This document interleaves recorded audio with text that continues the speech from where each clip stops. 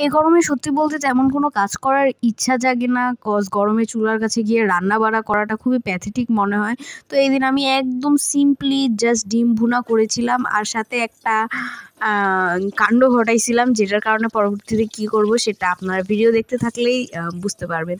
তো এখানে ফার্স্টেই হচ্ছে আমি ডিমটাকে লবণ, হলুদের গুঁড়া, লাল মরিচের গুঁড়া দিয়ে মেখে সেটাকে ভেজে উঠায় রাখছি। আর এখানে হচ্ছে রসুন কুচি দিয়ে, পেঁয়াজ দিয়ে আর হচ্ছে কাঁচামরিচ দিয়েই পেঁয়াজটাকে ভুনা করে নিচ্ছি ডিম ভুনাটা করার জন্য।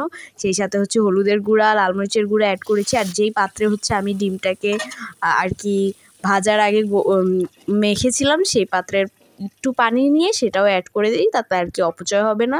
তো এইভাবেই হচ্ছে পেঁয়াজটা ভুনা হয়ে আসলে সেটাতে একটু পানি দিয়ে আমি সেটাতে ডিমটা ছেড়ে ডিমটাতে যাতে মানে মশলাটা ভালোভাবে যায় সেটাও অ্যাড করে দিয়েছি।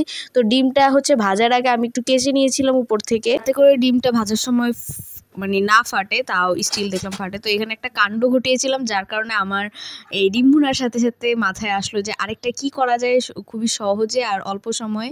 তাই আমি এখানে ডাল ভর্তা বানাইছিলাম। তো কাণ্ডটা যেটা ঘটেছিল সেটা হচ্ছে ডালটাকে হচ্ছে জাল দেওয়ার জন্য, আগের ডাল ছিল আর কি, সেটাকে জাল দেওয়ার জন্য আমি হচ্ছে চুলায় বসাইছিলাম, কিন্তু আমার মনে ছিল না যে চুলায় ডাল আছে, তো ডালটা একদম শুকায় গেছিল। দেন ওটা দিয়ে হচ্ছে পেঁয়াজ কুচি আর হচ্ছে শুকনা মরিচ দিয়ে ভালোভাবে ডলে সরিষার তেল দিয়ে আমি জাস্ট ভর্তা বানায় ফেলি।